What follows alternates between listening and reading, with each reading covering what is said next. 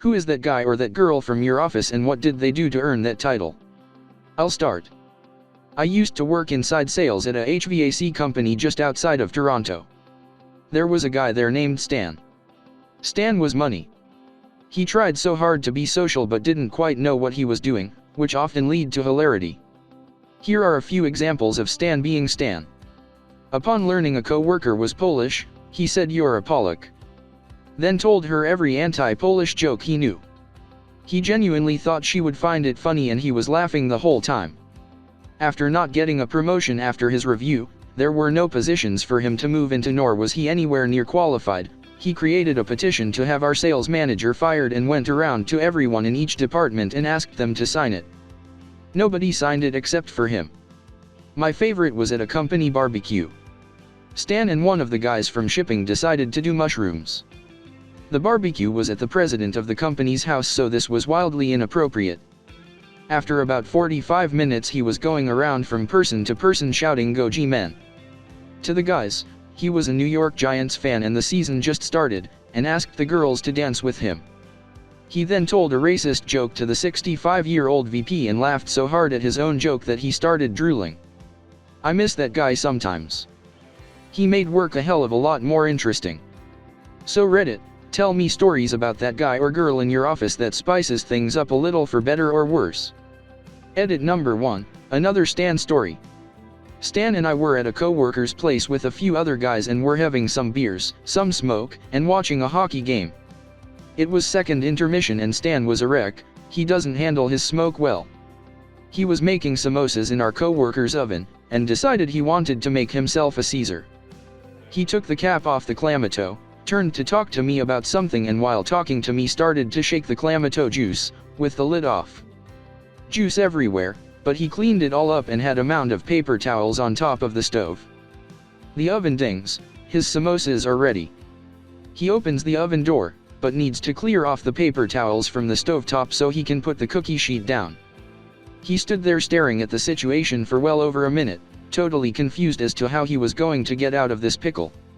I gave him a plastic bag to put the dirty paper towels in, so the stovetop would be cleaned off. Problem solved. Good idea. Thanks man, says Stan. Nope. Stan then used the plastic bag as an oven mitt and picked up the hot cookie sheet out of the oven with nothing but a thin plastic bag between his hand and the hot metal. The bag instantly melted to his hands and he burned himself pretty bad, smashing the sheet against the wall. Samosas everywhere. We had to take him to the hospital but we were all way too drunk to drive so we all walked 15 minutes to the ER. Edit 2, wow, front page, this is crazy. Thanks to those below for pointing out that the correct term, racial slur, is Polak and not Polak, which is, as I've come to learn, a piece of minimalist abstract art or a fish. This would explain why my phone auto-corrected it to that spelling, and I'm actually kind of disappointed because I thought my phone came preloaded with all ethnic slurs out of the box. To those who noted about not driving to the hospital, of course we would do the responsible thing. It turned out way better that way. Stan was drunk enough that he didn't notice the pain much once we started walking. We kept asking him for high fives, he wouldn't fall for it, and he told us he felt the melted bag pieces stuck to his hand made him look like the ultimate warrior from wrestling. Edit 3. I should clarify something. This isn't about someone who is inappropriately mean, or quiet or otherwise quirky. It's about someone eccentric who always makes for great stories. We're all odd in our own way. Just some of us are better at hiding it than others. It's what's behind the social mask that makes us unique, and that's a beautiful thing, but when someone doesn't care to wear it, things are often spontaneously hilarious. This isn't about malice, or hatred towards someone, it's about loving someone who makes for good stories.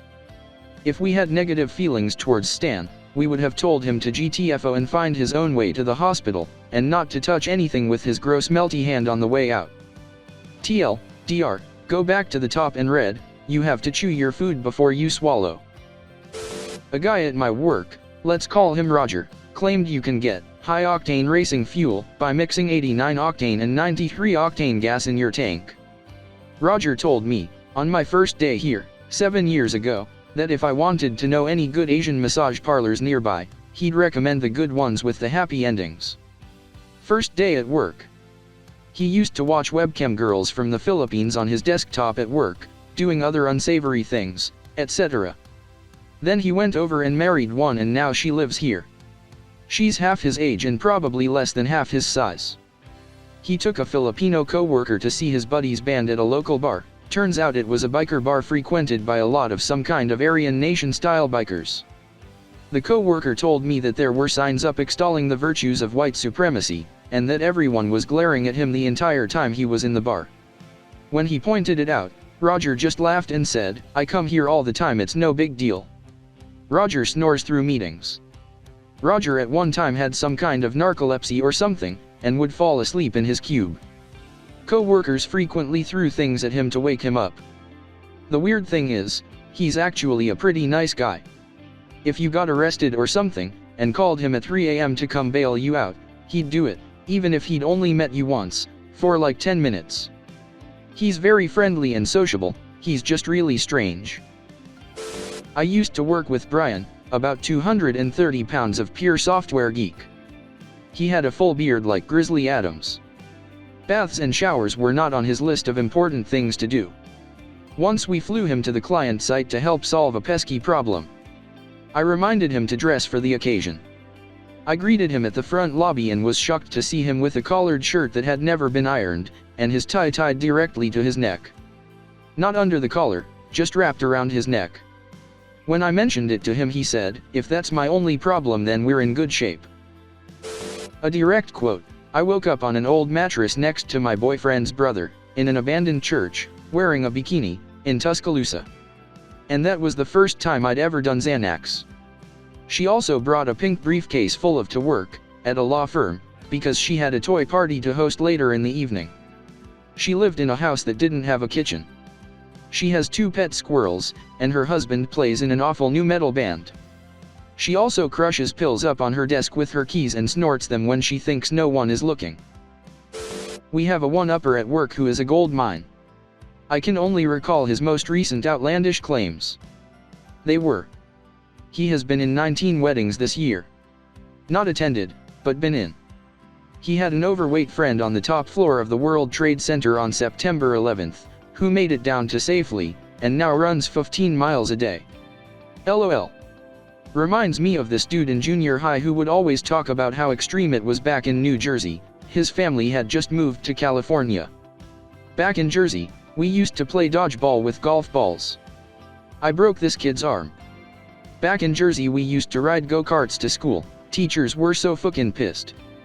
Edit. One more. One time we were on a field trip to an art museum. There was a painting of New York streets. The docent made a comment about the dirty snow from the cars. This kid goes, all loud, "That's New York for ya." LOL. I think we all know a kid like that. Mine was a boyfriend of a close friend. I brought up the idea of us all going on a camping trip to Letchworth State Park. Of course, he had been there so many times, it wasn't fun anymore, and he wanted to go somewhere more hardcore. He told us about how last time he was there, he had dove off of the portage bridge into the water below. He went into quite a bit of detail about how it felt free falling, how cold the water was, and how all his friends cheered and called him awesome after he resurfaced. Usually, I'd just nod and smile, but this time I flat out told him, "No, you didn't." He exploded, talking about how I didn't know his life. I told him again that he was full of, as the bridge is nearly 250 feet high, and the water below is, at most, 5 feet deep with a waterfall almost directly below it. This is the view from the bridge. The look on his face when I showed him the picture was priceless, followed immediately by him changing his story. Now, he denied that he had ever mentioned anything about swimming and claimed that he actually bungee jumped off of it.